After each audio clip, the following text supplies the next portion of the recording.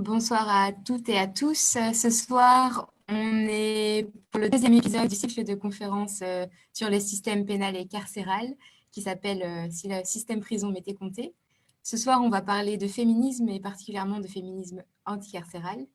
Et pour ça, j'ai la très très grande joie d'accueillir Gwenola Ricordo et Françoise Vergès que je vais présenter dans quelques instants. Pour revenir un petit peu sur ce cycle de conférences, on l'a réfléchi autour de trois grands axes. La semaine passée, on a parlé de racisme et du racisme systémique en fait qui a lieu dans le système pénal et ses répercussions dans le système carcéral. Et on a reçu Maître Selma Ben Khalifa et Luc Verwart. La semaine prochaine, on va parler pour le dernier épisode du lien entre le système pénal et le système capitaliste. Est-ce que l'un a besoin de l'autre, vice-versa? Et pour ça, on va recevoir Harold Sachs de l'Observatoire des prisons et Anis Enneguel des économistes adhérés, qui a notamment travaillé sur la question du système pénitentiaire. Et le dernier rendez-vous, ça sera le 9 avril, où cette fois-là, on se retrouvera exclusivement sur Zoom en petit comité et pas en Facebook Live, et on essaiera d'écrire une position sur le sujet pour écologie en général, et on fera ça avec notre députée fédérale de référence ici en Belgique pour écolo, qui s'appelle Claire Hugon. Alors, avant d'entamer le vif du sujet, quelques petites explications techniques. On va d'abord avoir une discussion toutes les trois avec Gwenaëlle et Françoise sur des questions préparées. Vous m'entendez bien? C'est un peu parfois haché pour moi. Ah mince, je vais parler peut-être un petit peu moins vite, comme ça si ça hache, on m'entendra bien. Donc je disais qu'on va d'abord avoir une conversation toutes les trois avec des questions préparées à l'avance. Et puis ensuite, on ouvrira les questions au public et on aidera nos intervenantes. Vous pouvez évidemment poser vos questions directement sur Zoom. Si vous êtes sur le Zoom, il y a un onglet prévu à cet effet. Et si vous êtes sur le Facebook Live, n'hésitez pas à mettre vos questions en commentaire. Et mon assistant du jour, qui s'appelle Nicolas, m'enverra les questions que je pourrais poser à Gwenola et Françoise. Alors, je vais commencer tout doucement par présenter nos deux intervenantes du jour. Alors, on a d'abord Françoise Vergès, qui est une politologue et surtout une grande militante féministe française, qui est spécialisée dans l'histoire coloniale française et qui articule dans ses réflexions les luttes féministes et décoloniales. Elle a écrit notamment les ouvrages Le ventre des femmes et Un féminisme décolonial. Et puis, on l'a invitée ce soir particulièrement parce qu'elle a écrit un livre qui s'appelle Une théorie féministe de la violence et qui vise à déconstruire ce que moi j'appellerais l'obsession punitive de l'État et qui vient même contaminer la pensée féministe et ses mouvements associés. On a aussi Gwenola Ricordo, qui est là avec nous ce soir, qui est professeure de justice criminelle à l'Université d'État de Californie et qui est auteur d'un livre qu'on a lu tous ensemble dans le groupe de travail qui organise cette conférence et qui s'appelle Pour elles toutes, femmes contre la prison. Et elle milite justement pour l'abolition du système pénal. J'espère que ces descriptions conviennent et si vous avez quelque chose d'autre à rajouter ou une précision, n'hésitez pas, c'est le moment. Ça a l'air d'aller, donc on va pouvoir tout doucement passer au premier axe des questions. Alors, mon premier axe de questions concerne les femmes et les minorités de genre au sein de la prison. Quels sont leurs profils, quelles sont les conditions de détention particulières et les violences spécifiques qui y sont liées, auxquelles sont confrontées les femmes et les personnes transgenres ou les personnes queer en général au sein des prisons. Donc, il y a plusieurs sous-questions dans cette question. Vous pouvez répondre comme vous le souhaitez. Est-ce qu'il y a une répartition genrée particulière dans les prisons? Est-ce que toutes les femmes, tous les profils de femmes sont susceptibles d'être incarcérés ou pas? Et donc, est-ce qu'il y a des violences spécifiques qui vont être genre à l'orientation sexuelle ou à l'expression de genre, etc. Pour cette première question, je propose au hasard de commencer par Gwenola et puis Françoise. Et puis pour la question suivante, on fera dans l'autre sens. Comme ça, c'est équitable. Donc voilà, Gwenola, c'est à toi. Ok, merci. Merci pour cette invitation à discuter féminisme, abolitionnisme pénal. Tu commences par une très vaste question et bon, je vais donner que quelques éléments de réponse. Mais tout d'abord, je pense que c'est important d'avoir à l'esprit que l'institution carcérale est une institution qui a d'abord été pensée par des hommes pour des hommes et que les femmes ont toujours été une forme d'exception et une minorité qu'on a essayé d'accommoder et d'ajuster un certain nombre de choses à leur spécificité.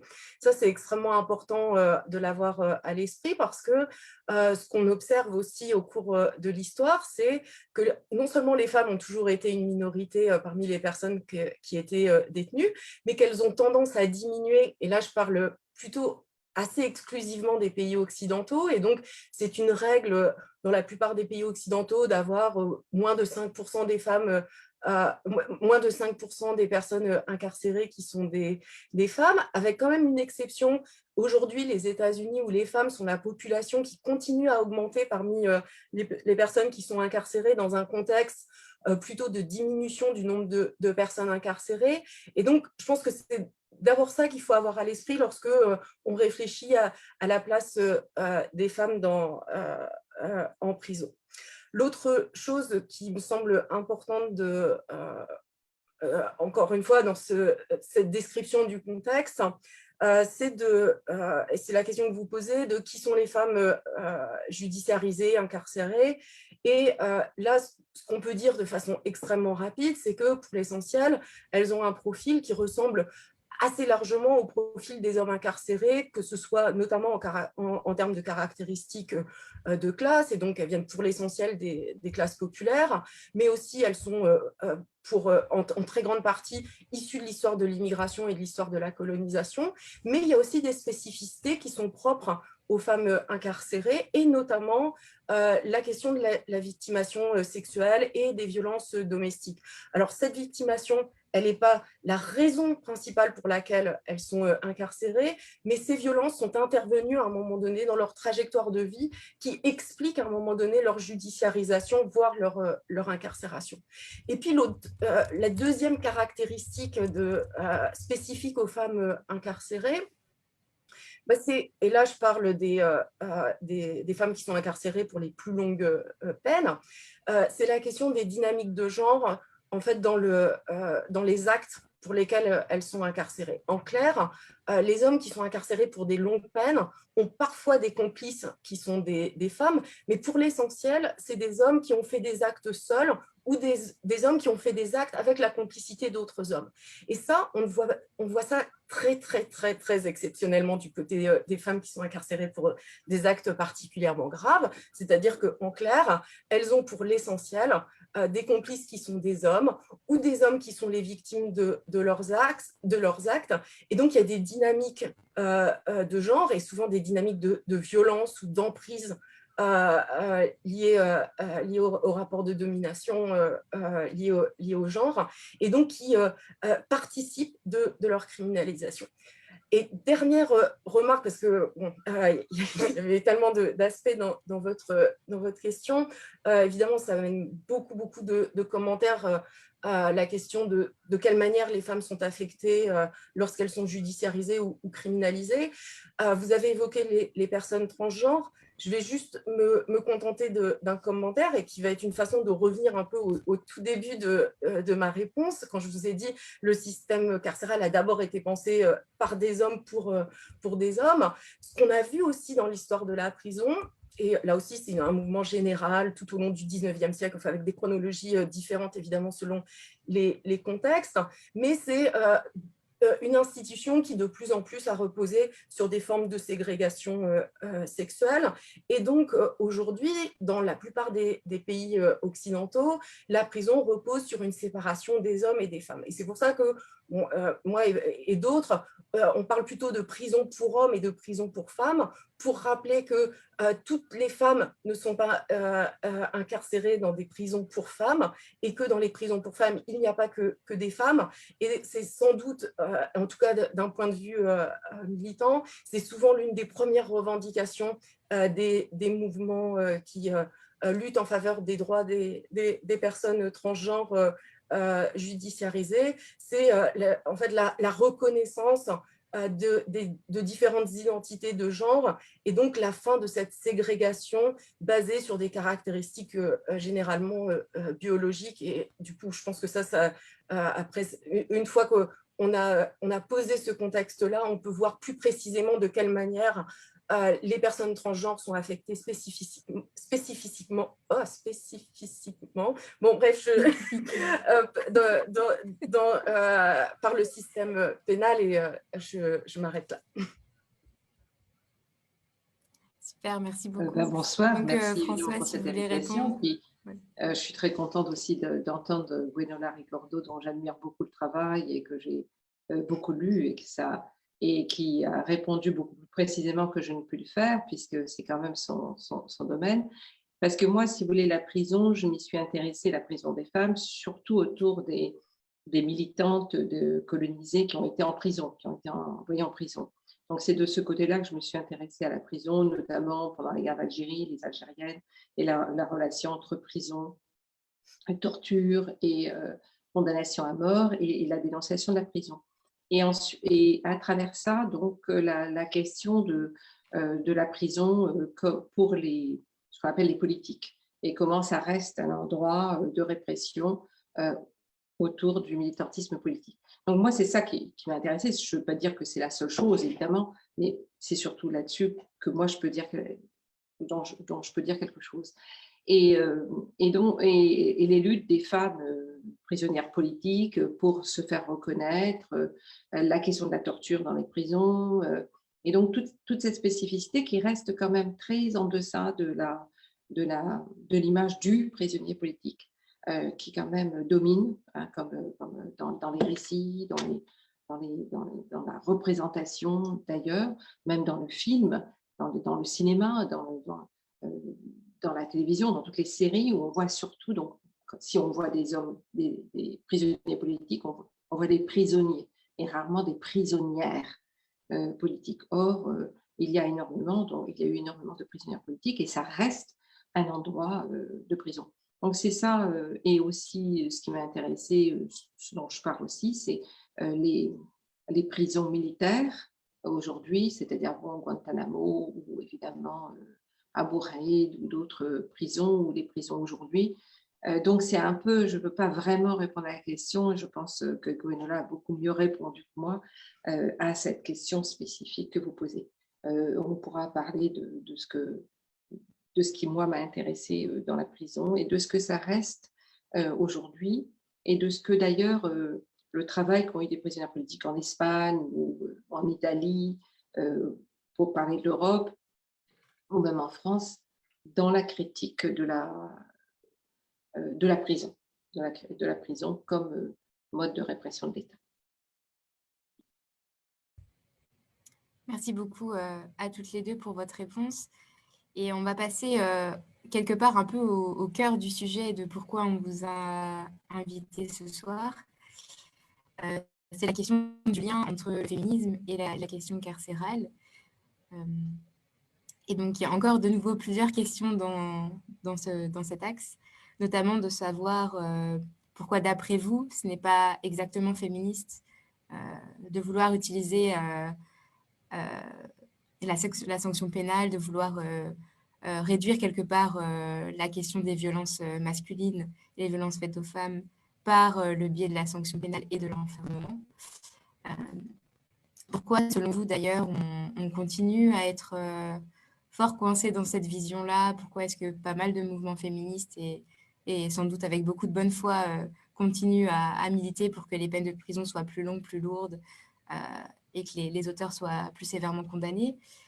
Une autre sous-question par rapport à ça, que vous pourrez répondre dans un deuxième temps, qui est pas mal vaste, je l'avoue, c'est de savoir si un jour, dans plusieurs centaines d'années, on arrive à faire brûler les patriarcats, est-ce que ça aurait encore du sens d'avoir un système pénal et d'avoir des prisons? Et dernière sous-question, mais je pourrais vous les rappeler en cours de route si vous ne s'en souvenez plus, c'est la question des victimes. C'est vrai qu'on entend souvent, et même moi dans mon groupe féministe, quand on discute de cette question, il y a toujours la question de savoir, oui, mais les victimes, qu'est-ce qu'on en fait? Si les auteurs ne sont pas punis au sens où on l'entend communément, c'est-à-dire ne sont pas enfermés, ne purgent pas de peine, est-ce que ça veut dire quelque part qu'on ne reconnaît pas les victimes et qu'on ne leur offre pas la possibilité de se reconstruire? Voilà, donc la première question, je vous rappelle, c'était le lien entre la question d'être féministe et d'être anticarcérale. Donc Françoise, je vous laisse commencer du coup. Merci. Oui, bon, moi, évidemment, je pars toujours de ce qui, pour moi, est au cœur du système aujourd'hui, de ce que nous vivons aujourd'hui, c'est-à-dire la construction d'une organisation raciale et sexiste, patriarcale, capitaliste de la société, et qui est fondée sur la violence, dont la violence est inséparable, intimement liée à cela, intimement liée à l'extractivisme, donc à la destruction et à l'épuisement des corps dans cette économie extractiviste. Et donc d'une économie de la mort, on pourrait dire, hein, vraiment profondément. Et à l'intérieur de ça, la construction de certaines fragilités, de certaines femmes fragiles, et notamment par exemple sous l'esclavage, où la femme blanche est vue comme fragile, avec un sentiment de maternité, mais qui a besoin d'être protégée par son père, son frère, son mari. Et à l'opposé de ça, la femme noire qui n'a pas besoin du tout d'être protégée, qu'on fait travailler aussi durement que les hommes, donc où là le genre ne fonctionne pas, qui, enceinte, doit accoucher dans un coin du champ le dernier jour, à qui on ne donne aucune journée pour son nouveau-né, et qui, donc, à la fois, donc, il n'y a pas du tout la question de la protection, elle va être traversée par la racialisation. Il n'y a pas de protection. Donc, protéger les femmes ne va pas être universel. Il y a une protection pour certaines et pas une protection pour d'autres. Et à la fois, donc, le genre sous l'esclavage, mais après aussi sous le capitalisme, il est à la fois le genre féminin, il est pour les femmes racisées, aussi bien pour les femmes de classe populaire plus tard en Europe. Il existe parce que quand même, on sait que c'est les femmes qui font la reproduction, et en même temps, il est nié. Donc à la fois, les femmes racisées ou de classe populaire sont des femmes, parce qu'on peut donc et puis en même temps, elles sont niées en tant que femmes, c'est-à-dire que alors que de plus en plus de protections sont faites pour les femmes et les enfants, il n'y a pas du tout de protection. Et moi, c'est cet écart qui est toujours fait entre celles qui doivent être protégées, celles qu'on doit protéger, les femmes et les enfants, et celles qui ne seront pas protégées, parce qu'elles sont exclues de cette politique de la protection. Donc, il n'y a pas de protection, il n'y a pas d'universalité de la protection. Et donc, cette idée justement de la protection, que beaucoup de féministes ont critiquée, en montrant que c'était une protection tout à fait sélective, et une protection qui n'était pas du tout à appliquer, et qui en fait était surtout pour protéger les femmes blanches et bourgeoises, et qu'en utilisant les outils du maître, pour paraphraser donc, Audre Lorde, on n'allait pas détruire la maison du maître.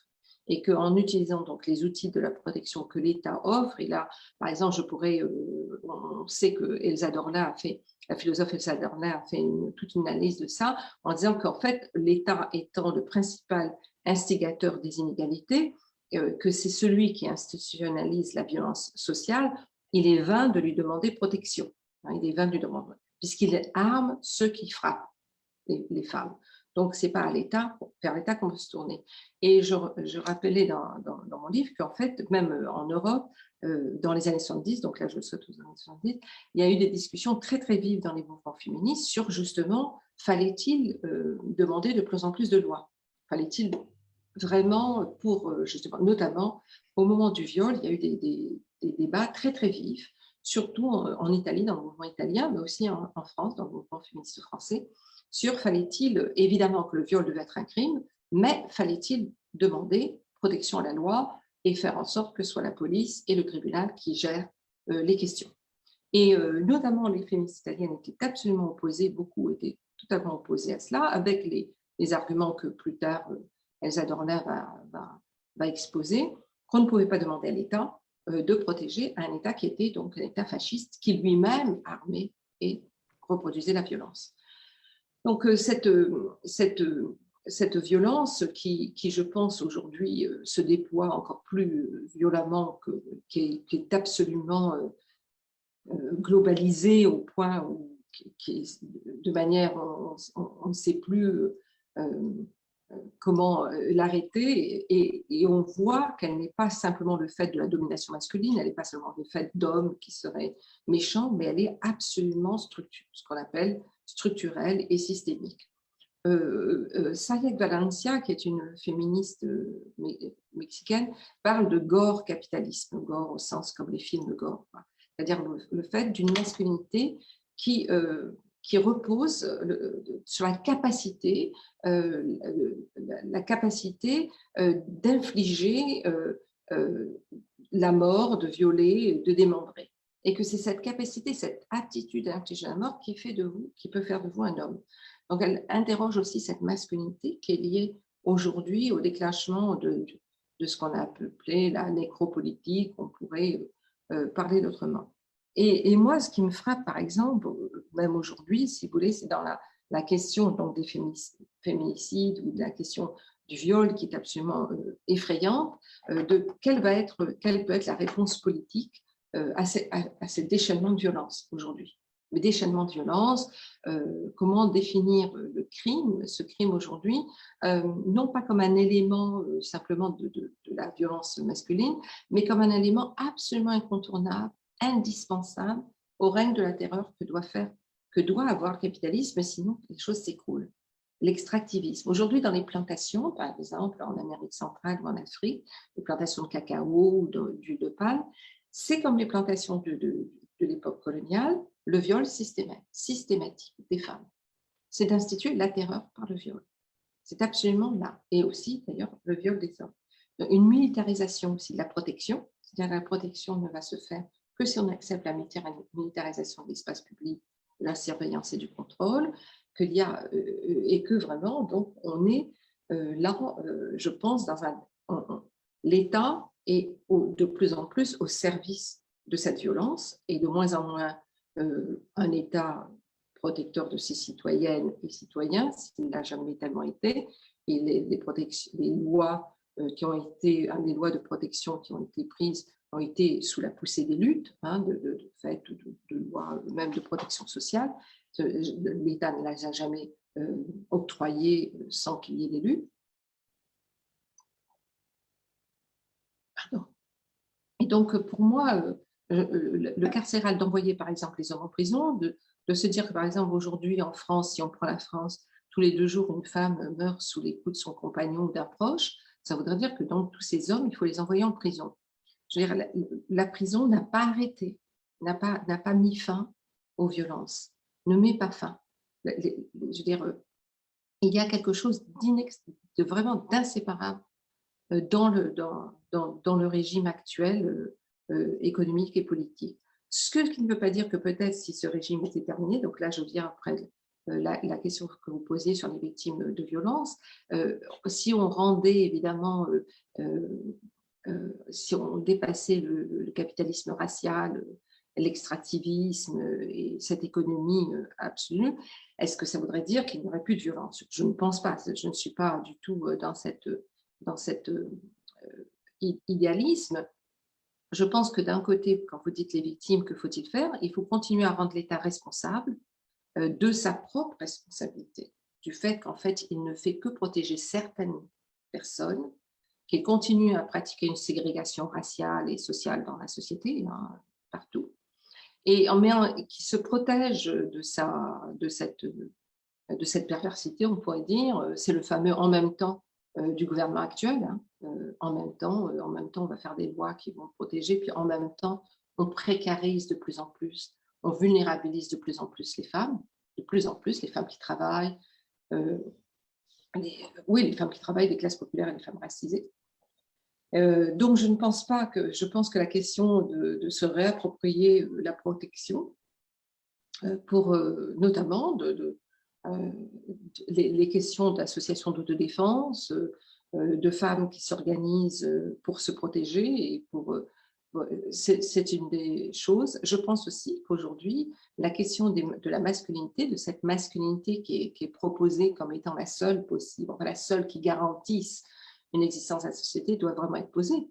C'est-à-dire que vraiment, enfin peut-être moins en Europe, enfin j'en sais rien, mais quand on est un peu dans ce global, on voit bien que la seule chose qui est proposée aux jeunes hommes, c'est la violence comme possibilité d'exister, de s'en sortir, puisque je veux dire, vous êtes un jeune homme, vous avez en tout cas votre force physique pour pouvoir vous imposer. parce que sinon, et je trouve que oui, l'analyse de Sayak Valencia est très, très pertinente là-dessus, sur cette question de violence absolument systémique et structurelle, et qu'on ne peut pas parler de victimation et des femmes sans analyser ce déchaînement encore plus, parce qu'évidemment, la violence a toujours existé, hein, ce n'est pas nouveau qu'il y ait des massacres et des génocides et des destructions, mais aujourd'hui, l'économie capitaliste néolibérale et raciste, le capitalisme racial, semble toucher tous les coins de la terre et rien ne semble échapper. Et il y a une augmentation de la violence qui a été étudiée par des sociologues ou d'autres pour montrer à quel point les personnes peuvent être acculées, mais vraiment acculées, qu'il n'y a rien d'autre que d'avoir recours à la violence pour au moins même manger ou survivre. Et il y a donc quelque chose à affronter, qui n'est peut-être pas facile, hein, je ne dis pas que c'est facile, mais que la question de se tourner vers le carcéral comme solution ne fait que perpétuer pour moi la violence. Bon, Gwenola a étudié ces questions des prisons, puis moi je suis allée dans des prisons pour d'autres raisons, et je ne peux pas comprendre comment on puisse souhaiter d'envoyer des personnes en prison. On puisse penser que la prison soit un lieu bon, alors même de punition, c'est une punition extrêmement cruelle et brutale, et certainement pas un endroit où la personne va comprendre qu'elle a, bon, peut-être un cas sur je ne sais combien, et qu'elle va comprendre qu'elle a fait quelque chose et qu'elle aurait dû. Pour moi, la prison est à détruire. Vraiment, c'est absolument un endroit de destruction profonde des personnes.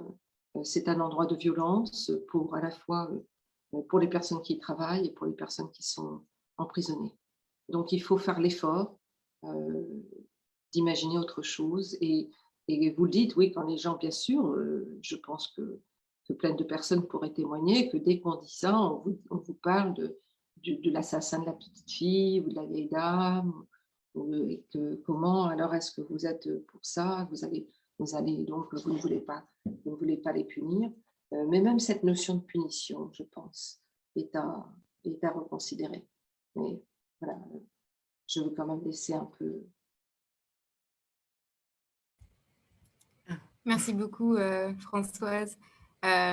Juste pour rebondir quelques petits instants, et puis Gwenola pourra sans doute dire ça mieux que moi, mais ce que ça m'inspire, c'est que finalement, on voudrait quelque part réparer la violence en envoyant des gens dans des milieux qui sont encore plus violents et qui vont les pousser à être encore plus violents. Il y a quelque chose de... Moi, ce que je m'étais dit, c'est mais qu'est-ce qu'on fait après une fois qu'on a envoyé tous les auteurs de violence en prison?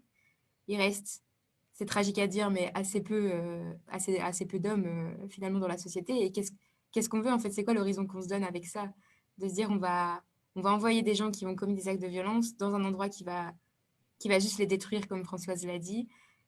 Il y a pas d'horizon, en fait, il n'y a pas de fin à ce système-là. Et c'est vraiment ça qui pour moi, ne fait pas de sens en tant que féministe. Donc voilà, je voulais juste partager cette réflexion que ça m'a inspirée.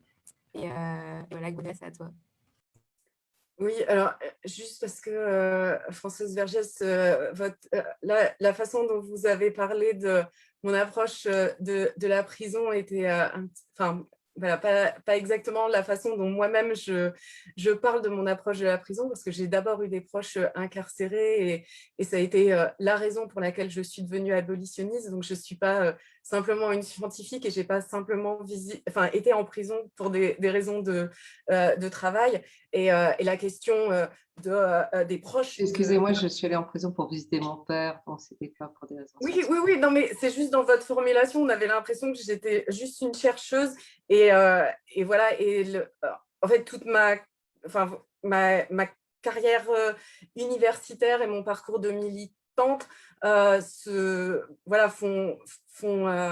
sont nourris les unes les autres. Et d'un point de vue politique, je tiens beaucoup à la question de la politisation, de la question des proches de détenus. Et voilà, et je pense que comme c'est quelque chose qui est très important dans mon parcours à la fois académique et militant, je voulais quand même dire ceci. Alors, après, c'est vrai que moi, ma façon de répondre à tes questions, Chloé, moi, je me situe donc dans un courant qui est celui de l'abolitionnisme pénal, qui est traversé par énormément de débats sur la stratégie abolitionniste, des débats qui sont très, très riches depuis les années 70, et puis des débats qui aussi sont venus parfois en confrontation avec les courants dominants du féminisme, surtout pendant ces dernières décennies. Et du coup, je voudrais quand même clarifier quelque chose sur l'abolitionnisme, enfin ce qu'on entend généralement par abolitionnisme, parce que c'est vrai que c'est parfois entendu de façon extrêmement large, c'est parfois réduit à la question de la prison, mais on peut dire qu'il y a trois pôles de l'abolitionnisme, et que ce qu'on entend généralement par abolitionnisme, c'est travailler par ces trois pôles. Donc en gros, depuis les années 70, c'est la question de la prison, du système pénal et de l'enfermement. Et du coup, la question de la punition, elle traverse ces trois pôles, ces trois tensions de l'abolitionnisme pénal, mais en même temps, on ne peut pas réduire l'abolitionnisme pénal ni à la question de la prison, ni à la question de la punition. Et puis, lorsqu'on regarde précisément les pensées abolitionnistes et même les mouvements abolitionnistes, on voit que certains sont plus sur ce qu'on appelle la ligne du minimalisme pénal, et du coup sont en difficulté sur la question de comment on fait avec certaines personnes les plus dangereuses. Et puis donc ça revient à l'exemple que vous donniez, comment on fait avec l'assassin de la petite fille, etc. Mais je pourrais y revenir, mais je pense que c'était important d'avoir à l'esprit que, en fait, en tout cas moi, lorsque je parle d'abolitionnisme, je parle de cet abolitionnisme qui est en tension entre ces trois pôles. Et ça me permet de rappeler quelque chose qui est important à mon sens. En tout cas, c'est la perspective que je défends, c'est que on peut être abolitionniste et féministe sans pour autant faire de cette position abolitionniste une sorte de code moral ou de code de conduite aujourd'hui dans la situation dans laquelle on est, dans un État capitaliste, dans une société patriarcale. Et en clair, il ne s'agit pas de dire aux victimes ne portez pas plainte ou ne recourez pas au pénal. Le recours au système pénal est un luxe que peuvent se permettre certaines femmes, c'est un luxe de ne pas recourir aussi au système pénal lorsqu'on a beaucoup de ressources qui permettent d'avoir accès à d'autres formes de protection. Et donc, bon, j'ai souvent cette formule, mais pour moi, le recours au système pénal, c'est un échec collectif. Ce n'est pas une question de code de bonne conduite individuellement. Je dis ça parce qu'il s'agit surtout de ne pas culpabiliser les femmes et les victimes de façon générale, qui, pour quelle que soit leur raison, peuvent avoir affaire au système pénal. Et là, du coup, ça me permet de tirer un peu le fil sur une perspective stratégique que je défends, qui est celle de l'autonomisation du système pénal, et donc de chercher à construire des espaces qui permettent d'éviter de recourir au système pénal, justement, et donc des espaces collectifs de ressources. Alors ça rejoint très, très largement ce qu'on appelle aujourd'hui la justice transformative. On aura peut-être l'occasion d'y revenir. Donc la justice transformative, ce n'est pas la justice restaurative, ce n'est pas ce qu'on appelle la justice réparatrice qui est mise en place par le système pénal, mais donc cette idée de construire des espaces d'autonomie, des espaces de ressources, des espaces aussi d'expérimentation. Et là, j'en viens à votre deuxième question de qu'est-ce qu'on ferait sans le patriarcat. Il est nécessaire d'expérimenter aujourd'hui, mais en tout cas, dans le courant dans lequel je me situe, celui de l'abolitionnisme, on a tendance à répéter, et ça depuis Mathiesen et sa formule, comme quoi l'abolitionnisme est par nature inachevé, hein, et d'où cette expression qui revient sans arrêt dans les écrits abolitionnistes d'un imaginaire abolitionniste. On est sur une position qui est celle de l'expérimentation, de l'imagination, et donc de cet appel à la créativité humaine, avec, alors si je peux continuer sur cette idée-là, c'est que il y a bien cet appel à l'imagination et à la créativité qui permet déjà de se rendre compte que le système pénal, c'est une anecdote dans l'histoire de l'humanité, hein, en termes d'existence du système pénal. La prison est encore plus une anecdote dans l'histoire des sociétés humaines, c'est-à-dire que toutes les sociétés humaines ont eu bien évidemment tout un tas de manières de régler les comportements déviants, les comportements non conformes, hein, de répondre à des comportements qui n'étaient pas attendus des personnes. Mais par contre, l'idée qu'il fallait recourir à l'enfermement et recourir à la punition, ça c'est quelque chose, hein, qui est lié à l'invention occidentale de la prison, qui s'est diffusée à travers l'histoire de la colonisation. Donc c'est une histoire relativement anecdotique. Cet appel à l'imagination, c'est aussi une manière de nous rappeler que, et là je rebondis aussi sur je crois que c'était votre troisième question, mais pourquoi il y a cette prégnance de la pensée punitive, ben, ça permet justement de souligner cette caractéristique aujourd'hui des sociétés occidentales.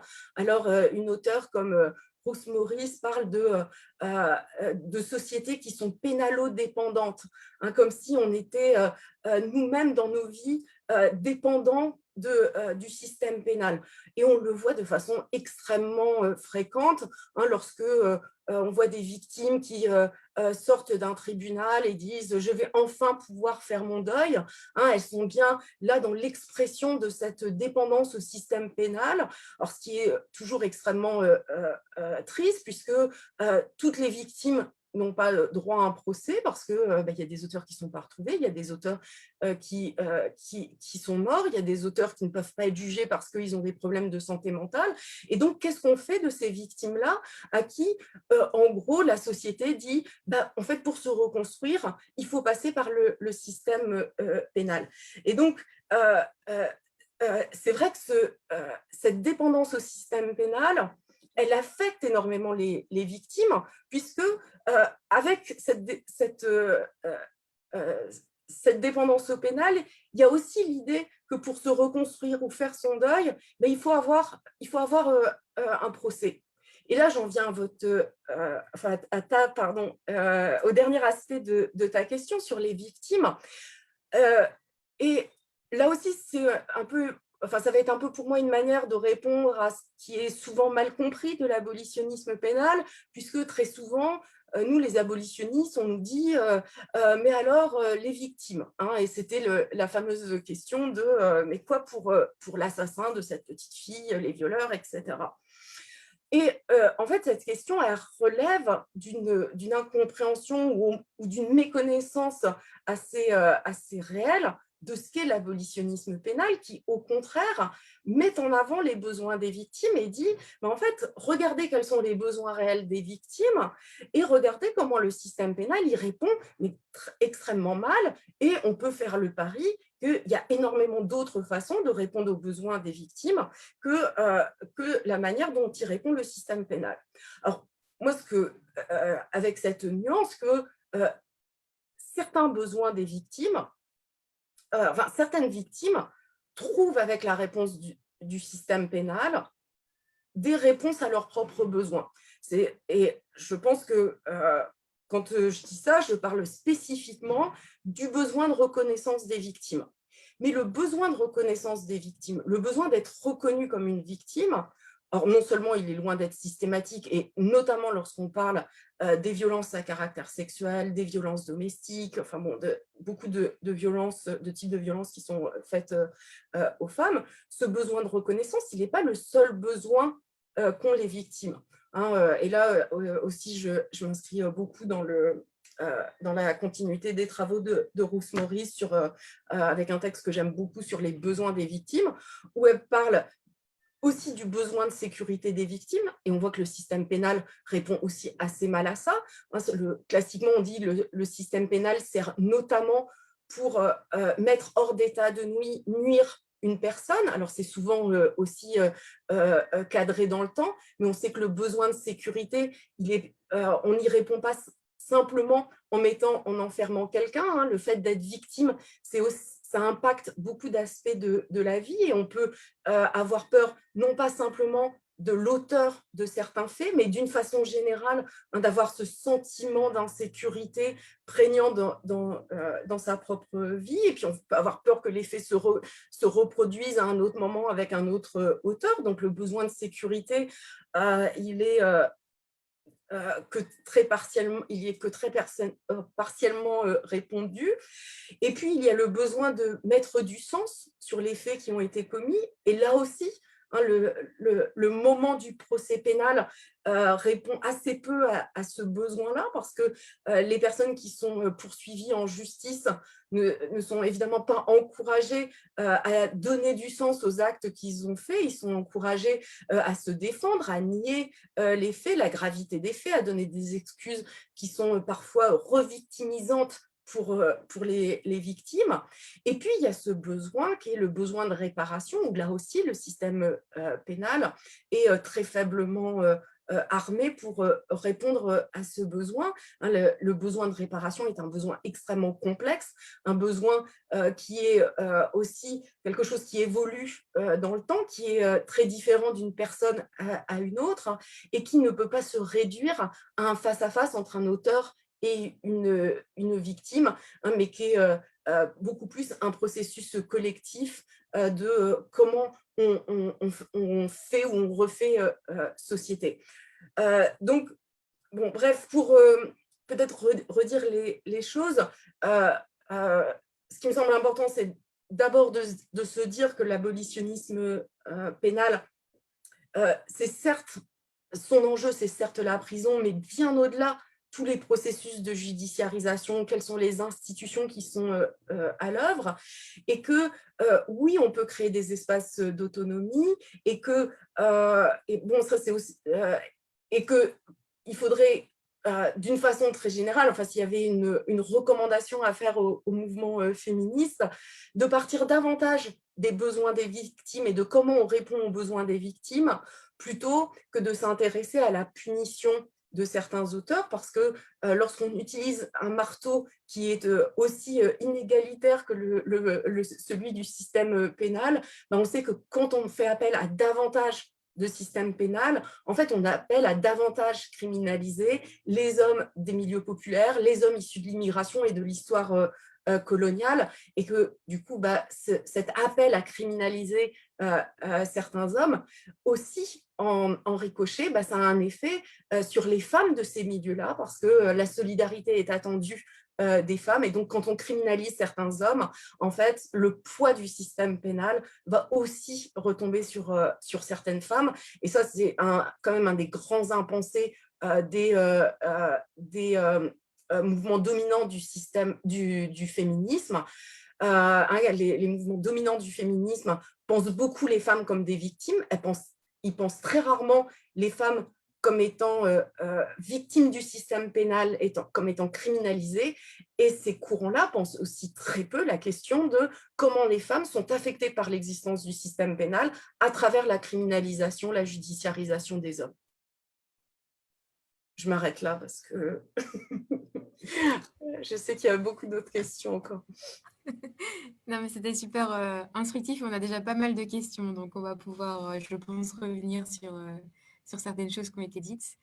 Et donc, peut-être avant de passer à la dernière question sur les autres formes de justice et les alternatives auxquelles on peut penser, je vais peut-être demander à Françoise s'il y a une chose ou l'autre sur laquelle vous voudriez rebondir ou compléter avec un autre point de vue. Non, non, je vois pas. Je pense, si vous voulez, je vois la prison. Enfin, je veux dire, moi, je vois la prison parce que bon, j'ai signalé que j'avais visité mon père en prison à partir de la question du monde colonial. Donc, c'est pas ça. raccorde à énormément de choses que dit Gwenola, puisqu'on a décidé de s'appeler par mon prénom, mais c'est ça et à la fois un petit peu autre chose. Donc, et cette autre chose, c'est pas tellement que ça serait différent ou que, par exemple, les punitions seraient différentes ou l'emprisonnement, c'est que le rôle que la prison a joué dans la colonie et continue à y jouer encore aujourd'hui. Quand je dis les colonies, ce n'est pas les post-colonies, ce n'est pas les pays qui sont devenus indépendants, mais les territoires qui sont toujours soumis à la colonialité française, c'est-à-dire tout ce qu'on appelle les outre-mer.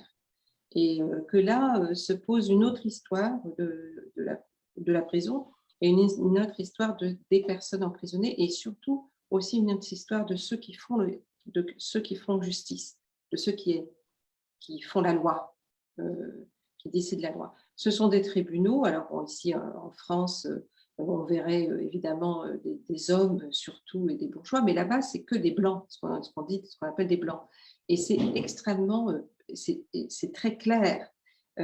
Et c'est aussi une justice qui parle français, avec des populations qui ne parlent pas toujours le français, ou qui ne maîtrisent pas toujours le français.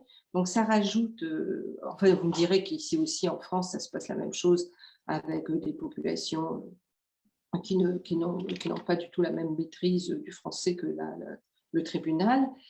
Mais je ne voudrais pas non plus réduire la question de ce qu'on appelle la question de la racisation à simplement une question d'ajout. Il y a le rôle que joue la prison et qu'a joué la prison dans le système de terreur et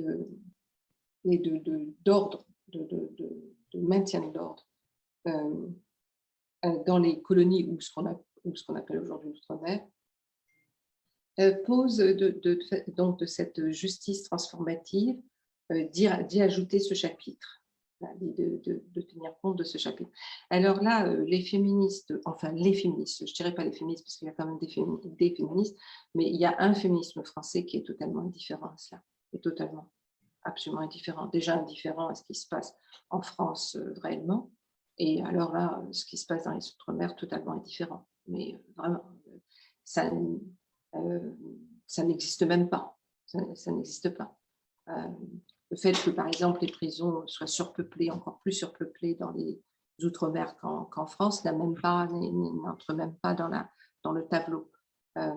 Donc, c'est simplement pour dire que, et ce que d'ailleurs soulignait Gwenola d'une certaine manière, qu'il y a aussi des situations chaque fois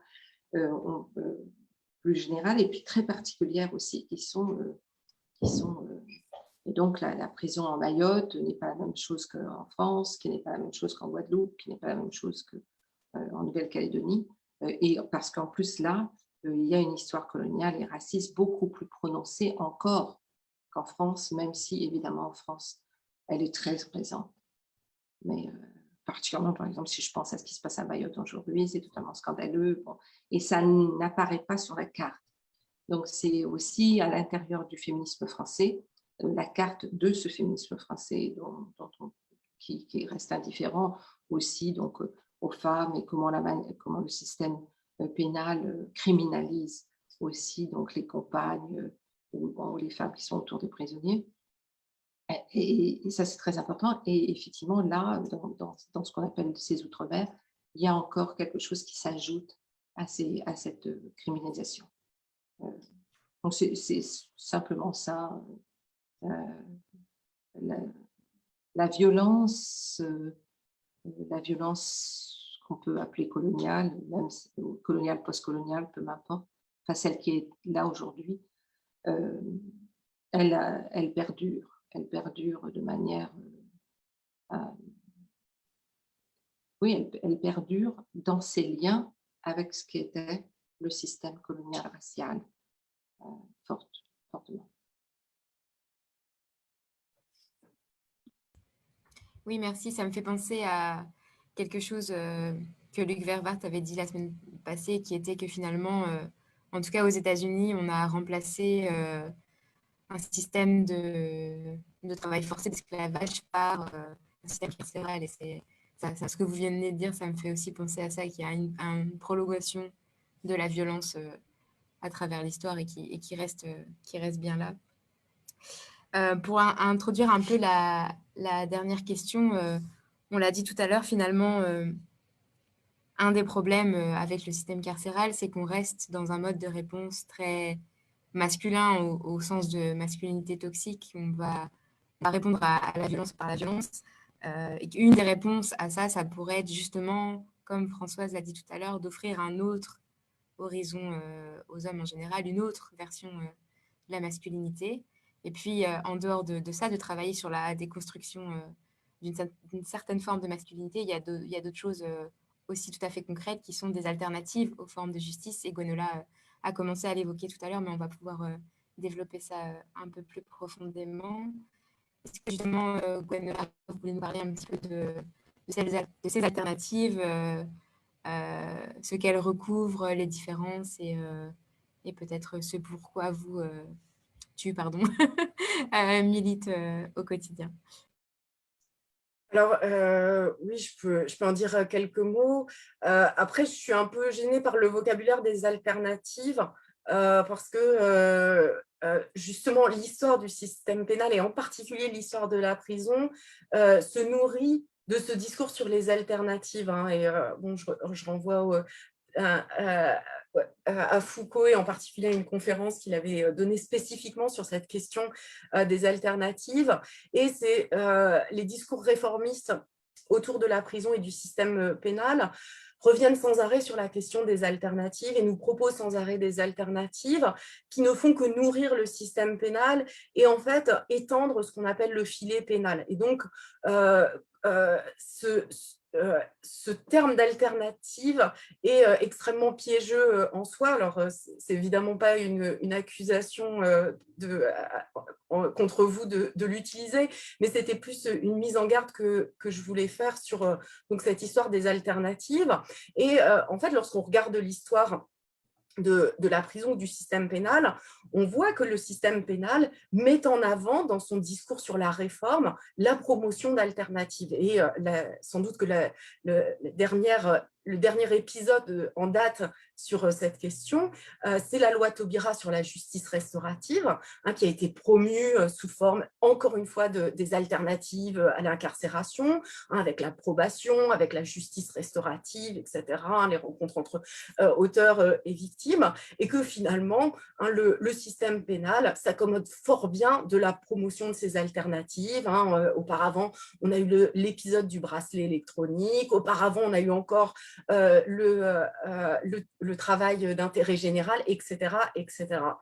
Donc, je pense que c'est important, en tout cas d'un point de vue abolitionniste, de faire une rupture avec ce discours sur les alternatives. Et c'est pour ça que, comme je le disais précédemment, je suis plus du côté de ces appels à l'autonomisation, à ne pas nourrir la bête et donc à ne pas nourrir des procès contre l'État, à chercher à responsabiliser, par exemple, les procès contre le système pénal, les procès contre la police. Ce n'est pas du tout le genre de stratégie auquel moi j'adhère. Hein. Alors, après, avec le respect des diversités stratégiques, mais je pense que il est...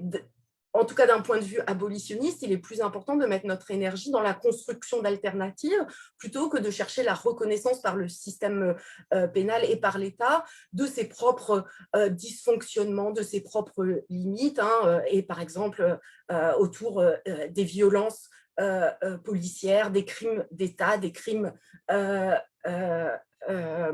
policiers, des crimes pénitentiaires. Alors, autre chose sur ces questions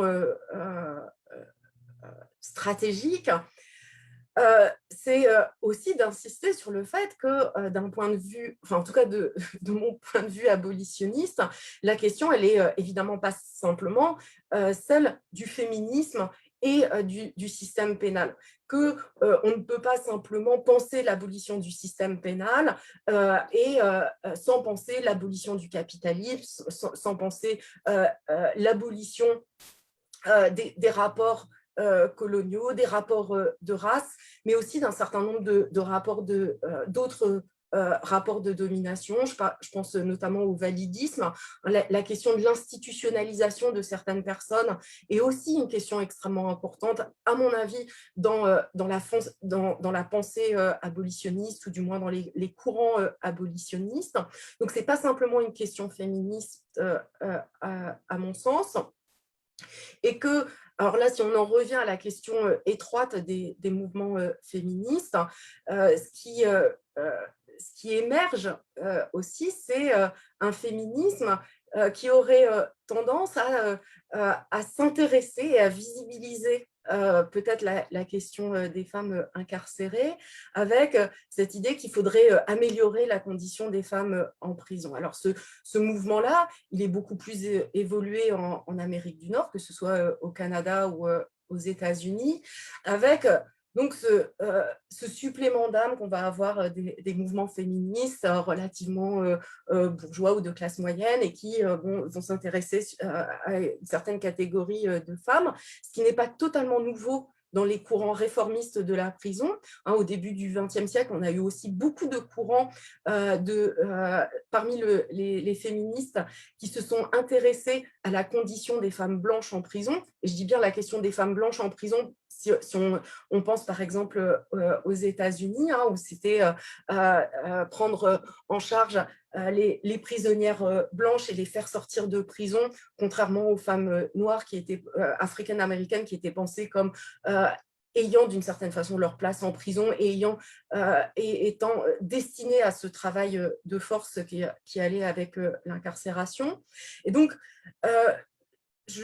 je dis ça parce qu'il faut se méfier toujours de la question de la visibilité. La visibilité ne va pas forcément avec des approches radicales, on le sait bien, ça a même plutôt tendance d'abord à tendre vers des approches réformistes, et que demain on parle davantage des femmes en prison ne veut pas forcément dire qu'on parlera davantage d'un point de vue radical et d'un point de vue abolitionniste, et que l'histoire de la réforme de la prison, c'est une histoire d'amélioration des conditions de détention, très souvent pour des catégories spécifiques, des catégories qui sont pensées comme excusez-moi, il y a des anglicismes qui me viennent à l'esprit, mais comme des populations qui sont plus méritantes. C'est souvent cela que, de telle façon que ça va être dit. On va penser à l'amélioration des conditions pour les détenus malades, ou l'amélioration des conditions de détention pour les femmes, amélioration des conditions de détention pour les personnes LGBT. Mais tout cela ne remet évidemment pas en cause la question fondamentale, qui est celle de l'existence de la prison et de quelle manière elle impacte non pas simplement les gens qui sont à l'intérieur, mais au-delà des catégories entières de la population, et donc son rôle social, le rôle de contrôle des populations pauvres, et donc son rôle dans le système capitaliste. Je m'arrête là. Merci. Françoise? Oui, les remarques sur la question qu'il y aurait des alternatives sont évidemment tout à fait un piège, puisque, en fait, pour revenir à la citation juste un tout petit peu d'Audre Lorde, c'est-à-dire c'est pas avec les outils du maître qu'on va démanteler la maison du maître. Et elle parlait justement de la question des réformes dans son adresse, quand elle répondait aux femmes blanches là, dans cette conférence, en disant tout au mieux, bon, ça peut nous sauver un petit peu pendant les moments. Et donc, comment s'attaquer à cette maison qui repose d'ailleurs sur la prison, qui ne peut tenir que sur la prison. Donc, il y a déjà, je pense qu'il n'y a pas que toutes ces questions de réforme sont effectivement des pièges.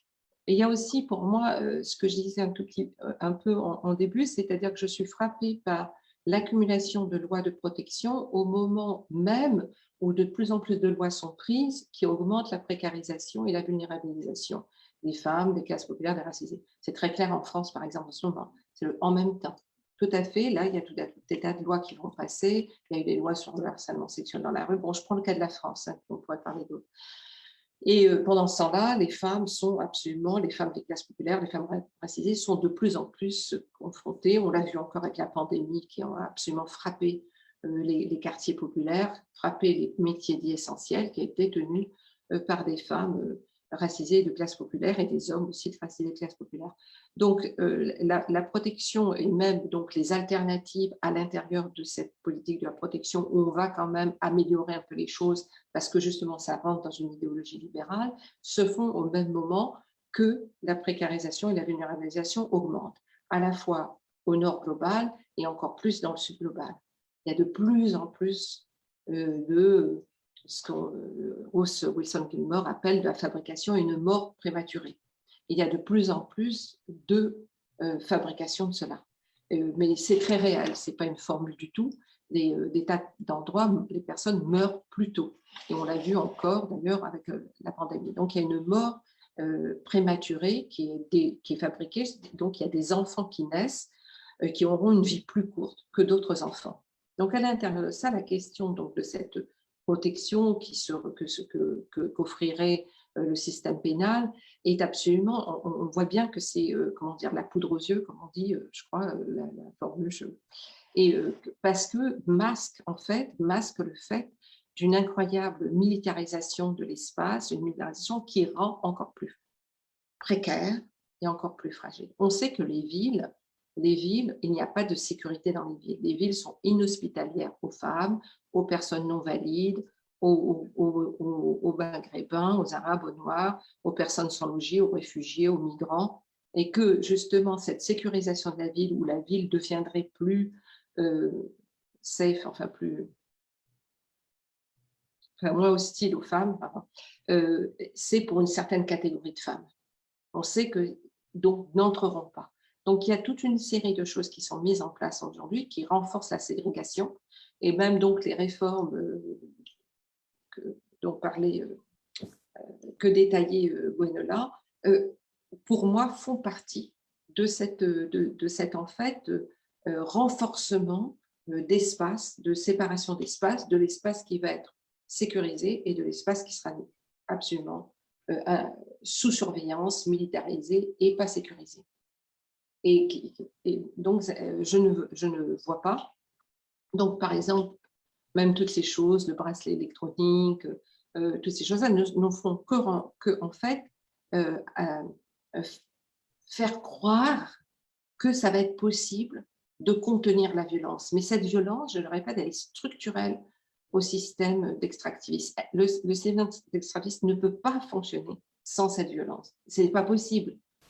Personne ne va accepter. Donc, il faut l'imposer. Donc, il faut frapper, il faut emprisonner, il faut criminaliser des tas de personnes. Il faut que des personnes soient criminalisées, que leur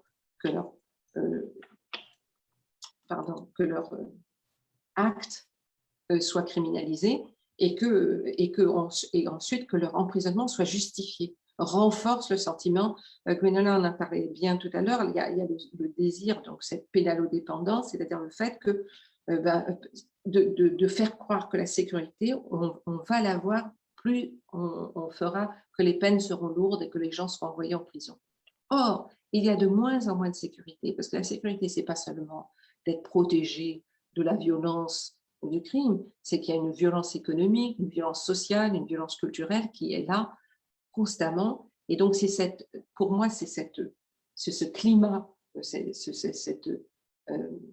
cette saturation quotidienne par la violence qui pose question, et que c'est certainement pas donc le carcéral qui va répondre à cela, et même les réformes du carcéral. C'est pas parce qu'on va être gentil en prison que la violence va ou que les personnes violentes vont arrêter.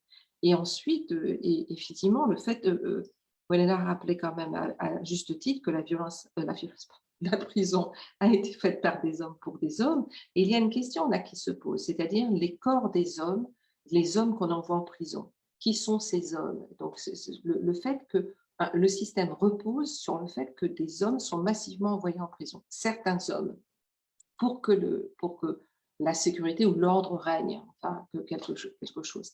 Et il y a quelque chose quand même là-dedans où on voit que ces systèmes reposent sur la domination par certains hommes, sur aussi d'autres hommes qui sont donc criminalisés et qui, comme Gwenola l'a rappelé, criminalisent aussi leurs familles et leurs proches.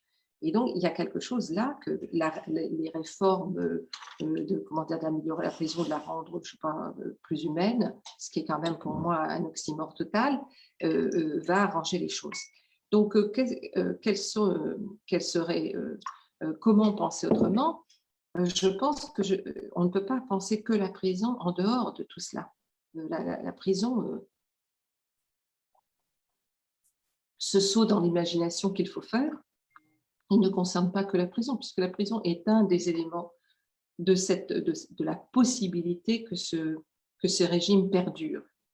Sans prison, je veux dire, la prison est un des éléments, ce n'est pas le seul élément. Et puis c'est vrai que du coup, à se focaliser sur le procès, on le voit même d'ailleurs sur la question des crimes policiers, où les familles de victimes vont être poussées à dire comment la personne était innocente, la personne qui a été tuée. Et la question n'est pas son innocence, elle peut avoir même volé, enfin peu importe, on ne tue pas quelqu'un. La police n'a pas le droit de tuer. Donc, donc d'être poussé dans la respectabilité, hein, parce que la respectabilité nous protégerait, enfin protégerait, et qu'en fait, ce sont donc des pièges. Donc, c'est vraiment de casser toute ce couvercle à la fois de bons sentiments, de rassurant. Et en même temps, en France, on voit que c'est de moins en moins rassurant, puisqu'on a quand même un ministre de l'Intérieur et d'autres ministres qui quand même déclarent beaucoup plus clairement que la politique actuelle sera celle de l'ordre militarisé et policier, et qu'en même temps tient un discours de droit des femmes et attaque justement certaines communautés parce que ces communautés sont criminalisées parce qu'elles ne respecteraient pas l'égalité naturelle qui serait naturelle entre les femmes et les hommes. Donc il y a une criminalisation aujourd'hui, en France en tout cas, au nom des droits des femmes. Ces communautés ne respectant pas l'égalité entre les femmes sont criminalisées. Donc il y a un an de plus de la criminalisation aujourd'hui et qui départage les hommes qui donc peuvent être criminalisés et les autres. Donc, ces questions de que faire de la prison, pour moi, est liée au démantèlement de tout ce système, parce que la prison en est un des éléments, pas le cœur, pas simplement le cœur, parce que l'armée, pour moi, est extrêmement et fait partie aussi des instruments absolument terribles de l'État aujourd'hui. Et donc, c'est la question de l'État tel qu'il est, de l'État patriarcal, raciste et du capitalisme aujourd'hui, et puis de l'impérialisme aussi, de cette criminalisation et comment cette criminalisation conduit à la naturalisation, à la normalisation du pénal et de l'enfermement. Donc, pour moi, c'est ces questions-là, et c'est d'arracher la notion de protection à l'État. Hein, pour reprendre le chant des Lastésis, l'État, c'est toi le violeur. Si l'État est le macho violeur. Et donc d'arracher la question de la protection et de repenser effectivement la question à partir d'une autonomie, de repenser l'autonomie et d'arracher et de penser qu'il faut arracher. Donc, par exemple, ces questions aujourd'hui, alors une femme a été tuée par son compagnon, elle avait porté plainte 5 fois auprès de la gendarmerie n'a pas fait grand-chose. Donc, il faudrait renforcer le fait que la gendarmerie fasse plus. Mais on sent bien que quoi, il y avait 2 gendarmes qui vont l'accompagner chaque fois. Je veux dire, le dernier meurtre, le mec attendait la femme devant chez elle, lui a flanqué 2 coups de batte de baseball, l'a tuée. Elle avait porté plainte. Alors on reproche à la police, à la gendarmerie de ne pas faire. Mais ça voulait dire quoi? Donc on sent bien qu'il y a une question qui n'est pas abordée en fait dans ces faux débats, qui est une question qui n'est pas abordée et qui est que je redis ce que disait Elsa Dorna, c'est-à-dire que c'est l'État lui-même qui arme les personnes, ces personnes. Et donc, on ne peut pas lui demander d'être le protecteur. Et lui, l'État, il a à sa disposition la police, le tribunal, l'armée, la prison. Je pense que c'est pas... Et donc, la prison est un moment dans l'histoire. Rappelez, Gwenola n'a pas toujours été là, mais elle a effectivement, elle a été, elle a été un des forts instruments de l'État moderne et colonial, l'État colonial et capitaliste. Donc, c'est un effort d'imagination qu'il faut faire. Euh, c'est vraiment, et puis euh, une autodéfense, l'organisation aussi en autodéfense. Il y a plusieurs réponses à avoir à cela.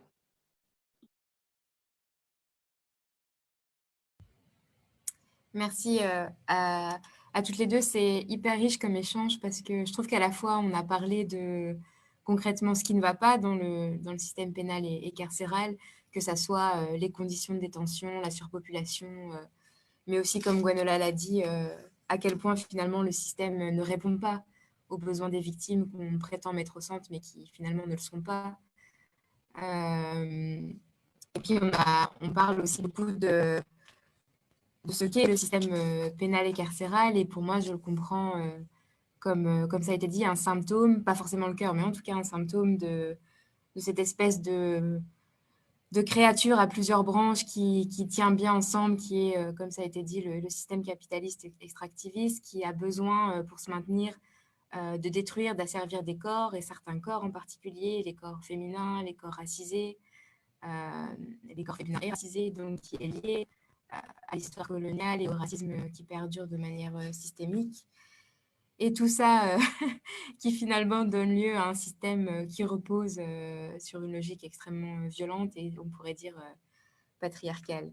Donc tout ça est très vaste, hyper stimulant intellectuellement et j'aime beaucoup quelque part reprendre un peu la formule qui a été donnée que l'abolitionnisme, c'est un horizon, c'est quelque chose qu'on doit imaginer et c'est un travail toujours en progrès et je trouve que ça donne un peu des ailes de se dire qu'il y a des choses à construire derrière tout ça.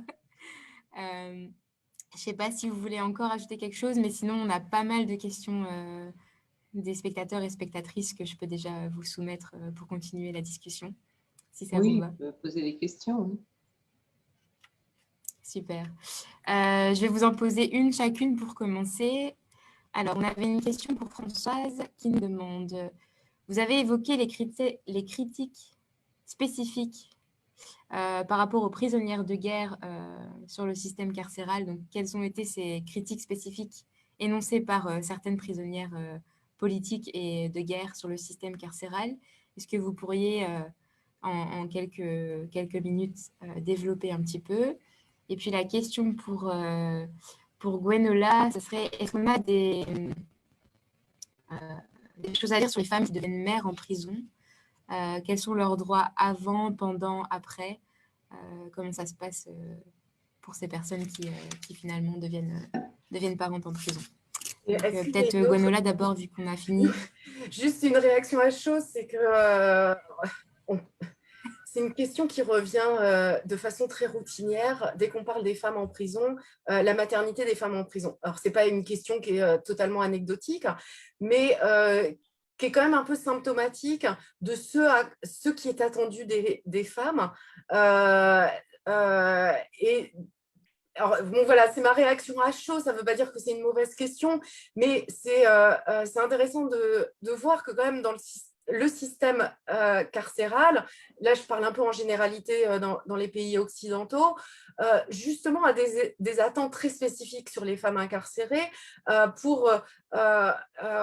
termes de conformité donc à des attentes de genre, que ce soit des attentes de compagnes, alors là dans le cadre hétérosexuel, de bonnes mères, etc. Les femmes sont sans arrêt renvoyées à ça, que ce soit à travers les formations qui leur sont proposées, à travers le type d'emploi qui est proposé en prison, et puis après aussi dans les jugements, lorsqu'on regarde comment les dynamiques dans des débats dans les tribunaux et puis les dynamiques autour des aménagements de peine. Et donc, bon, je serais aussi heureuse d'échapper à toute cette discussion sur la maternité des femmes en prison, parce que certes, il y a beaucoup de mères en prison, mais il n'y a pas que des mères.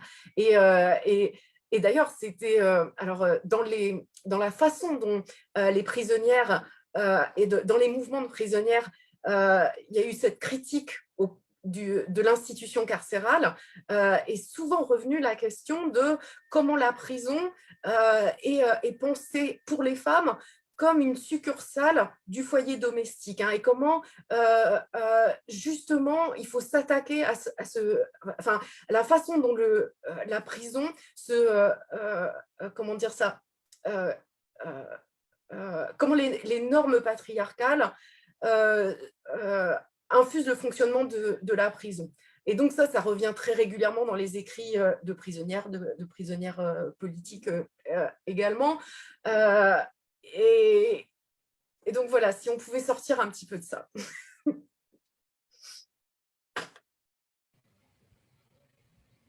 Ok, merci. Sur les prisonnières politiques, ça a toujours été bon. D'une part, il y a plusieurs aspects. D'une part, c'est une histoire moins bien connue que celle des hommes prisonniers politiques, déjà. Les grands noms les grands récits de prison politique sont souvent associés à des hommes, Nelson Mandela, Gandhi, tout cela, et rarement à des femmes qui ont connu aussi, par exemple, des choses aussi longtemps.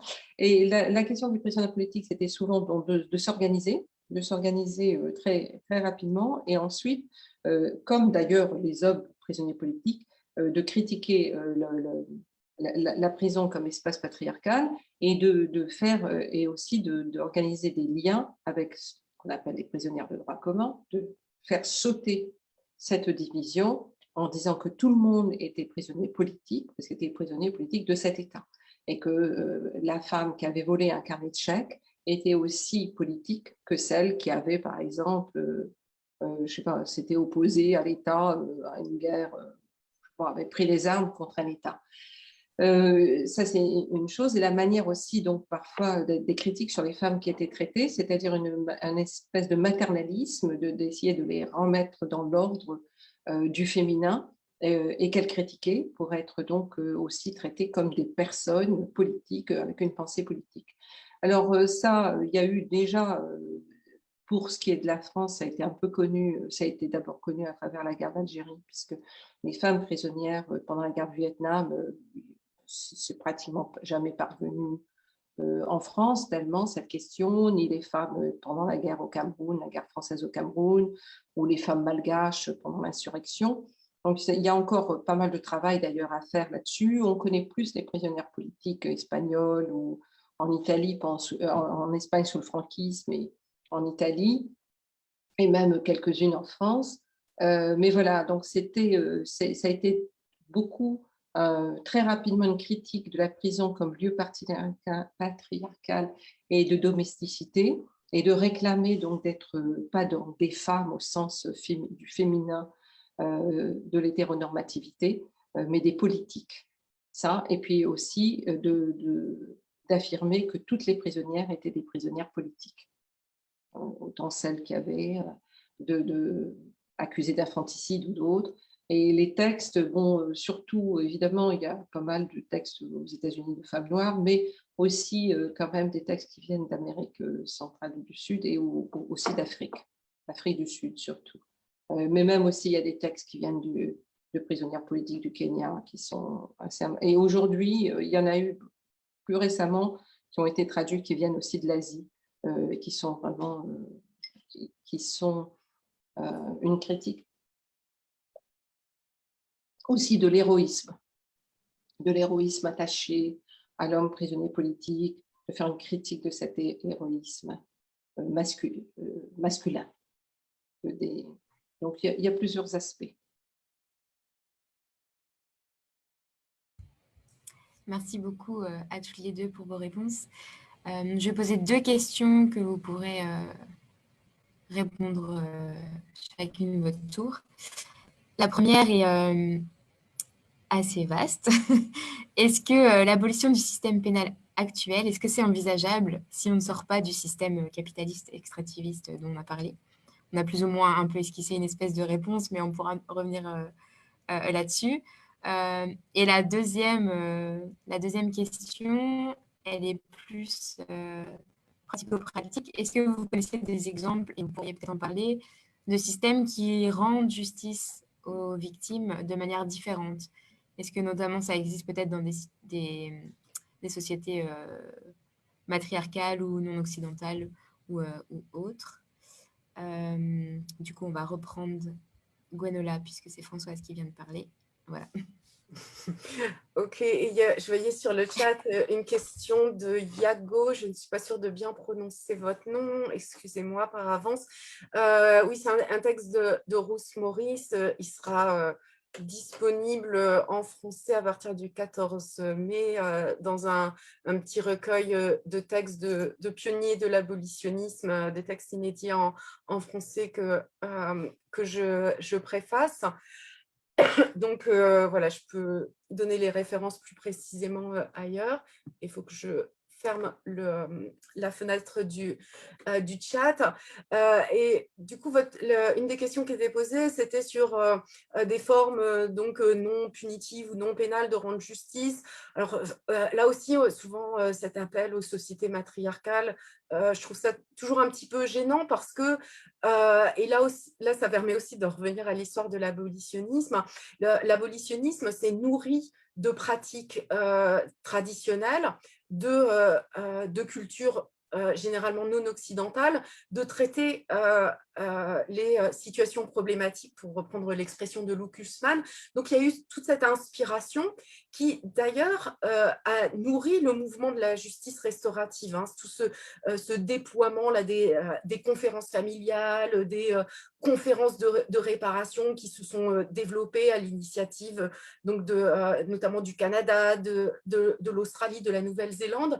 Il y a eu toute cette inspiration qu'ont voulu trouver des réformistes occidentaux auprès de cultures non occidentales. Alors, ça peut paraître comme ça dans un premier temps une forme de progressisme. Je pense qu'il faut le prendre avec beaucoup de pincettes parce que c'est aussi une forme d'instrumentalisation et c'est aussi parfois une charge qui va retomber sur ces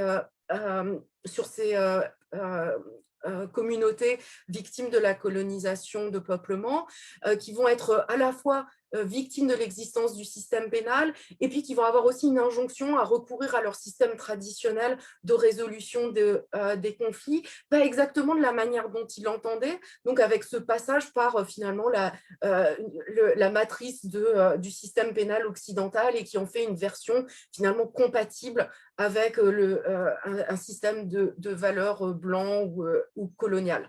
Donc, je pense qu'il faut en tout cas en tant qu'abolitionniste, en tant que… alors après, ça dépend où on se situe aussi géographiquement, culturellement, selon nos histoires personnelles. Mais en tout cas, je pense que ces dernières années, il y a eu au sein des mouvements abolitionnistes beaucoup de réflexions sur quelle est la place que l'on fait à ces cultures qui servent d'inspiration pour qu'elles ne soient pas instrumentalisées et pour éviter des formes d'exotisme, des formes de fétichisation. Et ce qu'on remarque de façon critique, et là je le dis bien en tant que personne qui se reconnaît dans le mouvement abolitionniste, c'est vrai que quand je lis certains écrits d'il y a plusieurs décennies, on voit qu'il y a des facilités de recourir à des exemples, alors soit de sociétés du passé, soit des sociétés contemporaines, mais d'espaces qu'on connaît relativement mal. Et donc, on va comme ça assez facilement, mais de façon, il faut le dire, raciste, mobiliser des sociétés. Alors, on va mobiliser un exemple d'une société matriarcale qu'on connaît finalement assez mal et du coup, en servir d'exemple. Et là, ça permet aussi de parler… Alors, moi, j'habite en Amérique du Nord, j'habite en Californie, dans un donc dans une situation de colonie de peuplement, avec donc des peuples qui subissent l'existence à la fois de la colonisation, mais aussi l'instauration d'un système pénal. Et je pense que le travail décolonial passe aussi par cette reconnaissance qu'on ne peut pas juste utiliser comme ça des exemples pour soi-disant nourrir notre futur ou notre présent révolutionnaire. En tout cas, le travail décolonial, c'est bien autre chose que de dire oui, bon, on n'a qu'à faire des cercles de discussion comme font les Amérindiens. Là, je caricature un peu, mais malheureusement, quand on se plonge des fois dans des débats du passé, et j'ai fait beaucoup de débats sur l'abolitionnisme, ça revient quand même assez fréquemment. Hein. Alors, c'est aussi, d'une façon générale, les Amérindiens, les sociétés matriarcales, les sociétés en Océanie. Donc, c'est aussi un rappel, et je pense que ça a déjà été abondamment fait ici, mais que la colonisation, un des outils de la colonisation, ça a été aussi le système pénal. Et en tant qu'occidental, notre responsabilité, c'est le démantèlement à la fois de se situer par rapport à l'histoire coloniale, de se situer dans une lutte à la fois anticoloniale, anti-impérialiste, mais aussi de procéder au démantèlement de ce système qui aujourd'hui affecte tellement les sociétés les communautés colonisées. Merci. Oui. J'ajouterais en plus qu'il y a une idéalisation de ces sociétés, de la manière dont elles auraient réglé les conflits, comme si il y a un désir à travers ça, outre le désir colonial, là dont il a été question, il y a un désir de rêver d'un être humain qui dépasserait les conflits, qui ramènerait la paix et l'ordre, et qui, du coup, revient à l'idée occidentale d'un être rationnel, qui va faire exercer sa raison et sa morale. J'y crois pas beaucoup, de toute façon. Ça, c'est une chose. D'autre part, je pense qu'il y a aussi... moi, je pense je pense pas tellement à ce que les Occidentaux font, tellement. Enfin, j'ai pas envie de parler de ça là, puisque Gwenola en a parlé très bien. Mais je pensais justement, par exemple, en Afrique, aux populations qui ne trouvent que la manière de demander la justice ne fait qu'aggraver les choses, ne fait qu'aggraver les situations de conflit, que ça prend énormément de de dépatouiller pourquoi il y a tel ressentiment qui date de je ne sais pas combien de décennies, et que des Occidentaux qui arrivent peuvent trouver ça bien ridicule, mais bon, enfin quand même c'est le passé, et donc de détricoter tout ça qui prend le temps, et qu'il faut le temps, et qu'il faut trouver quelque chose au bout d'un moment. Et là, par exemple, dans le nord du Burkina Faso, où il y a énormément de problèmes, des villages ont décidé donc de réunir et d'envoyer, et c'est des hommes, il faut le dire, parce que c'est pour parler à des jeunes hommes qui ravagent la région, d'aller discuter avec eux pour voir comment faire descendre le degré de violence. Donc, ça va se passer dans le temps. Il n'y a pas du tout de résolution immédiate, c'est impossible. Et donc, ce n'est certainement pas la guerre qui va arriver, où l'armée occidentale arrive pour imposer la paix et remettre, et en général d'ailleurs redessiner des frontières, comme ce qui a été fait dans l'ex-Yougoslavie, et qui n'amène pas tellement la paix.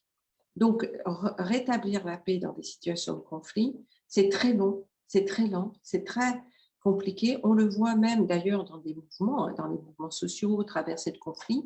Donc, la question de surmonter les conflits, de ce qui fait conflit, de ce qui fait... Et donc, dans des questions de violence, il y a un conflit, il y a un désir, il peut y avoir un désir de revanche ou de vengeance qui est tout à fait compréhensible. Moi, par exemple, personnellement, je ne suis pas au-dessus de ça.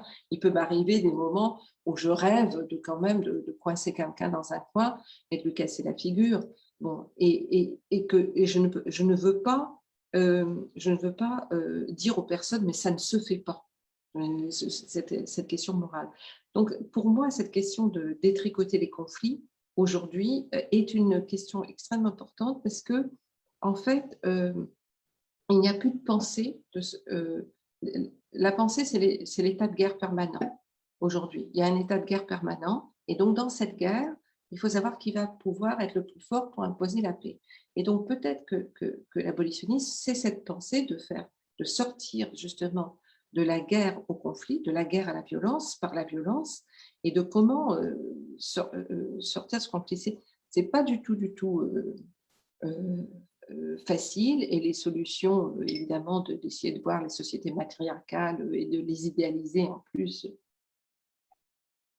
n'arrange pas les choses, mais c'est cette question du temps de la réparation, moi qui m'intéresse. Ça prend du temps. Or, le pénal, en fait, l'idée qu'on peut se faire, c'est d'une résolution assez rapide.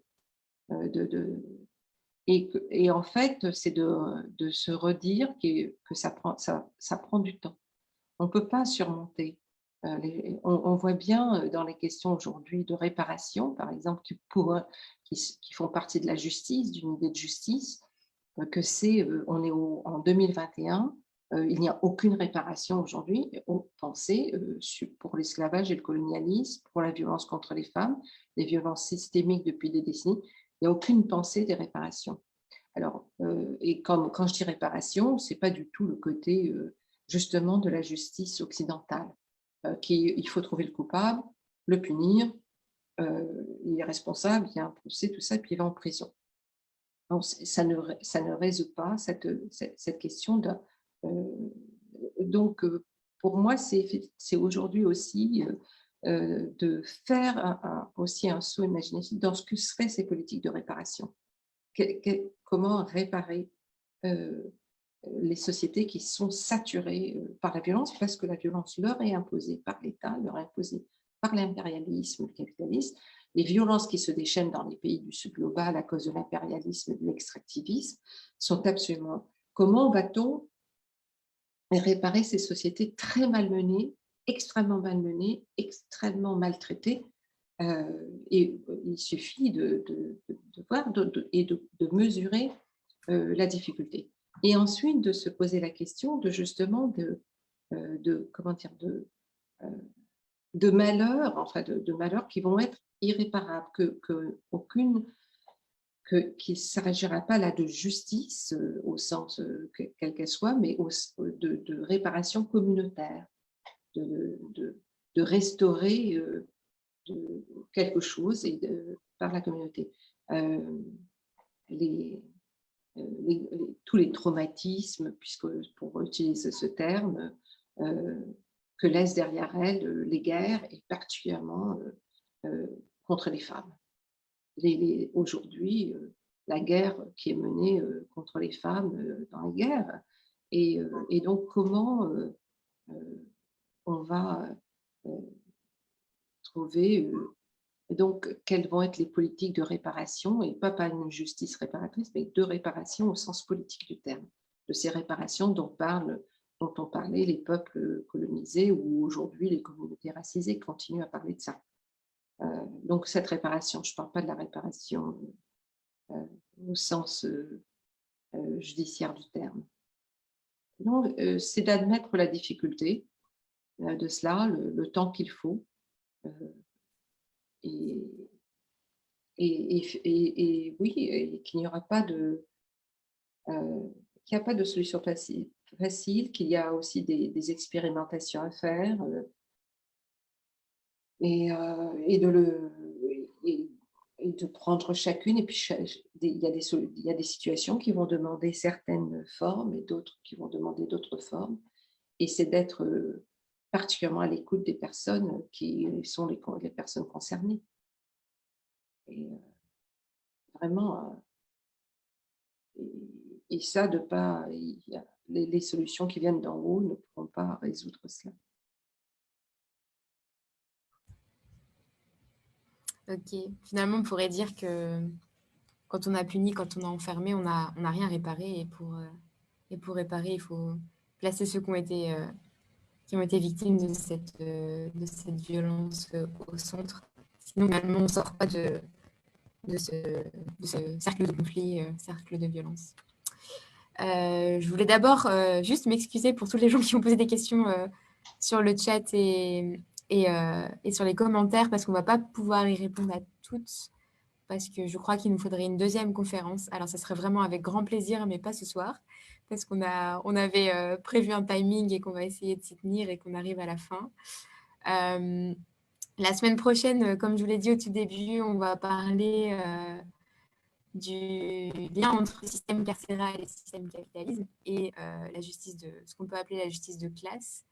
Alors, je vois que, et je l'ai dit tout à l'heure, il y avait une question sur ce sujet-là qui a été posée à nos invités. Et donc, du coup, je vais peut-être vous laisser un mot de la fin pour nous faire un petit teaser sur la question du système capitaliste et répondre en quelques mots à la question. Est-ce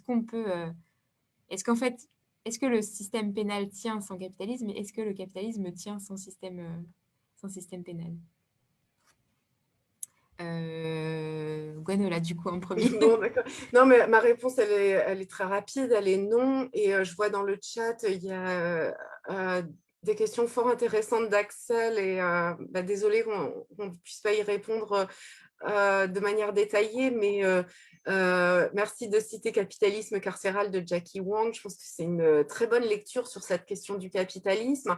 Alors après, avec un contexte très états-unien et qui, quand même, lorsqu'on lit ce livre et ses analyses depuis l'Europe, appelle pas mal de commentaires parce que la manière dont se tricotent les liens entre système carcéral et système policier et capitalisme sont différents, alors sont peut-être une forme avancée du capitalisme aux États-Unis qu'on verra un jour arriver en Europe. Je pense que c'est une bonne manière de rappeler et de mettre en garde que lorsqu'on se focalise trop sur la prison, on oublie en fait qu'il y a un déploiement gigantesque de technologies de surveillance et que, pour reprendre l'expression d'Angela Davis, la prison risque bien un jour d'être obsolète, mais le risque, c'est que la prison ne disparaisse pas suite aux luttes anticarcérales et aux luttes anticapitalistes, mais bien parce que, d'un point de vue économique, elle ne sera plus rentable. Il sera beaucoup plus rentable, voire il est peut-être déjà aujourd'hui plus rentable, d'avoir des personnes qui sont assignées à résidence ou dont les mobilités sont réduites par des systèmes de vidéosurveillance qui, aujourd'hui, le bracelet électronique est quasiment une technologie qui est dépassée. On va avoir toute une génération de nouvelles applications avec reconnaissance faciale, algorithmes, etc., qui vont permettre de reléguer la prison à un outil de surveillance du passé. Donc, je pense que c'est extrêmement important d'un point de vue militant de pas être en retard d'une guerre, parce que, en tout cas pour moi, la guerre contre la prison va certainement être une guerre du passé très, très prochainement. Donc, élargissons la focale des luttes des luttes abolitionnistes. Et puis, il y avait une question qui était soulevée, qui était celle des rapports entre abolitionnisme pénal, enfermement, et est-ce que c'est totalement imaginable de penser une société sans enfermement? Alors, dans les débats abolitionnistes, c'est vrai qu'on discute beaucoup de la question de la coercition et de quelle place réserver à des formes de coercition. C'est vrai qu'il y a beaucoup parmi les penseurs abolitionnistes, cette idée qui revient que finalement, il sera très difficile d'échapper au recours à des formes de coercition dans des situations de danger immédiat. Donc, c'est une sorte on pourrait dire de résidu qui arriverait, qu'on essaierait de plus en plus de réduire. Ça fait l'objet de débats. Je n'ai pas de réponse très ferme là-dessus. Je trouve que c'est une question qui peut-être se posera pour les générations à venir et que le rôle de nos générations aujourd'hui, il est déjà suffisamment vaste et on a déjà beaucoup à expérimenter avant d'être face à ce résidu de coercition auquel il faudra peut-être un jour s'attaquer. Sur les questions le système carcéral, enfin la prison, On a déjà de toute façon, oui, ce qu'on connaît des systèmes de surveillance qui ne font pas appel. On sait bien que parfois, c'est même plus, il n'y a pas besoin de condamner à la prison, on condamne à la mort. Je veux dire, les milliers de migrants qui sont condamnés à la mort, il n'y a même pas besoin, ou qui sont mis dans les camps. Il y a ce livre sur les îles grecques qui ont servi d'îles pour les prisonniers politiques sous la dictature et qui aujourd'hui servent de camp pour les migrants. Donc, dans cette de continuité entre le fascisme de la dictature et aujourd'hui les politiques contre les migrants.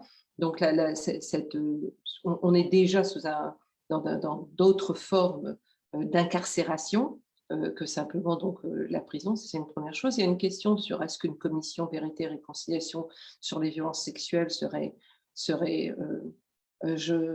je pense que par qui, quoi, comment, la commission vérité et réconciliation qui a eu, puisqu'elle est posée en parlant de l'Afrique du Sud, a été d'ailleurs en fait, a soulevé énormément de problèmes, même en Afrique du Sud, avec beaucoup de critiques qui ont suivi, qui n'ont pas justement amené quelque chose d'un sentiment de réparation, hein, d'un sentiment de quelque chose qui avait été réparé, peut-être pas d'une réparation totale, mais enfin de quelque chose quand même qui pouvait être envisagé comme étant un peu réparé, et qu'il n'y a pas du tout ce sentiment parce que justement la structure n'avait pas changé. La structure post-apartheid n'a pas énormément changé, même avec la constitution la plus libérale et la plus humaniste qu'il pouvait avoir. Donc, on voit bien que ça a à voir avec une justice beaucoup plus large, c'est-à-dire avec la société dans laquelle on vit, pas simplement justement ce moment de réconciliation.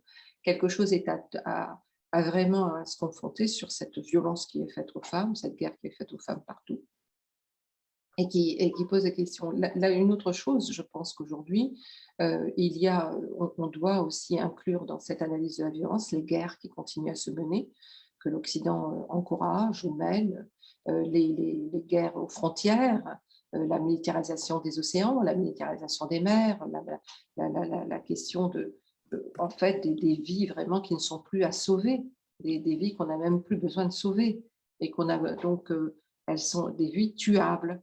Donc, c'est même plus des vies criminalisées, il y a la question donc des vies tuables. Je ne vois pas effectivement le système économique extractiviste, il a besoin de terreur, il a besoin de coercition, et il a vraiment besoin de terreur aussi. Vraiment, on le voit, il n'y a qu'à lire des choses sur les plantations et les mines aujourd'hui, ou sur la manière dont les choses se passent sur les crimes policiers, sur la manière dont la police et aussi la montée des fascismes et de l'extrême droite.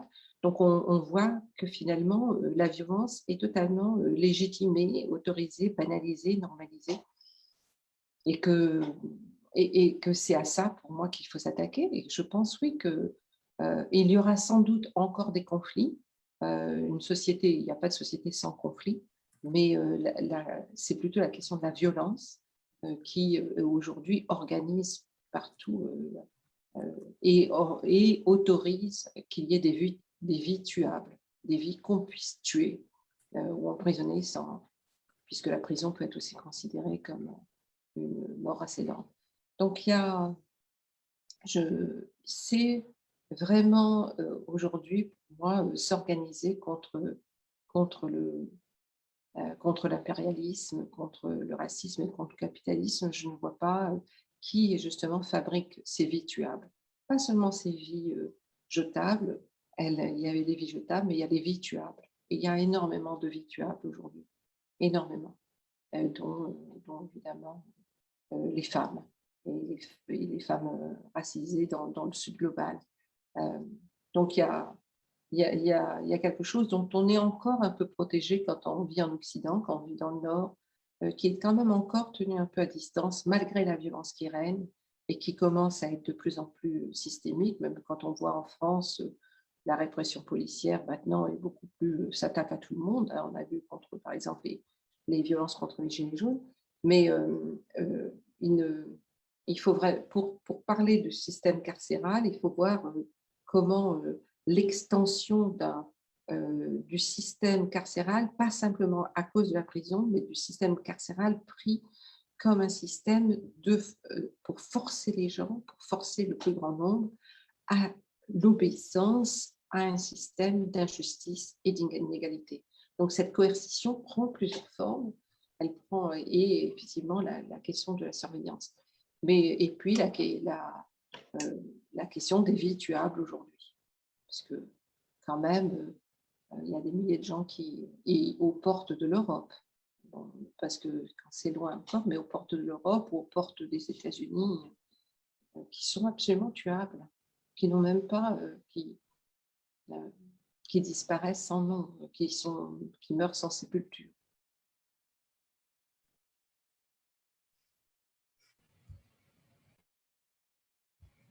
Voilà, j'ai réussi à récupérer le son. Pardon, j'avais perdu le son. Enfin, je ne voudrais pas terminer sur une note trop comment dire, trop triste, parce que je pense aussi qu'il faut souligner les luttes qui ont lieu absolument partout contre les violences, qui sont vraiment de plus en plus partout. Et quand je dis partout, justement, pas simplement dans le nord, mais dans le sud, il y a énormément de résistance, et avec aussi de plus en plus le sentiment que cette violence, elle est absolument, elle n'est pas une chose à part, une chose en plus, ou une chose par accident à cause d'une guerre en ce moment, mais elle est absolument inséparable de l'accumulation des richesses, de l'exploitation, de la domination. Donc, les luttes. Oui, et c'est quelque part, c'est un peu ce qu'on essaye de penser à écologie, de cette articulation de toutes ces luttes. Et je retiens l'idée qu'on n'annulera jamais le conflit, et heureusement, hein, parce que c'est important la conflictualité dans des sociétés. Et on est en conflit quelque part quand on milite, mais c'est la façon d'y répondre et la violence qu'on utilise pour répondre qu'il faut éradiquer. Et j'en profite simplement en mot de la fin pour saluer mes collègues qui travaillent sur les violences policières et qui justement se questionnent beaucoup sur la place des technologies et de ce que Gwenola, tu évoquais sur l'extension du carcéral au reste de la société, notamment sur la question très actuelle des bodycams. Donc je les salue tous et toutes qui travaillent sur cette question. On va devoir s'arrêter là parce qu'on a déjà dépassé le timing et je ne voudrais pas vous retenir encore plus longtemps. En tout cas, je voulais très, très chaleureusement, au nom du GT, du groupe de travail politique criminelle, d'écologie qui travaille sur la question carcérale, vous remercier. Et au nom d'Écologie dans son ensemble, c'est vraiment un super grand honneur d'avoir pu discuter avec vous toutes les deux ce soir et d'avoir pu en faire profiter les spectateurs et spectatrices de notre page. Donc vraiment un tout grand merci. Ça va beaucoup nous aider pour nos réflexions et nos positionnements politiques. Merci. Merci à vous. Merci.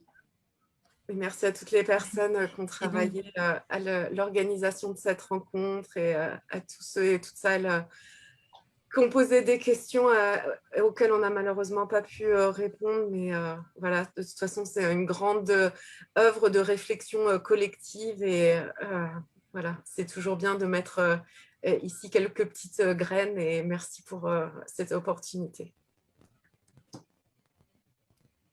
Effectivement, merci Adèle et merci à toute l'équipe. Et pour ceux et celles qui nous regardent, on se retrouve, si vous le souhaitez, la semaine prochaine, exactement à la même heure, sur le même format, pour parler de capitalisme carcéral et de justice de classe. Donc voilà, on va pouvoir se laisser sur ces derniers mots. Merci à toutes et à tous, et puis passez une excellente soirée. Rentrez bien avant le couvre-feu. Faites attention à vous, faites-vous vacciner. Et bientôt, on pourra faire ces événements en chair et en os, j'espère. Bonne soirée tout le monde. Au revoir.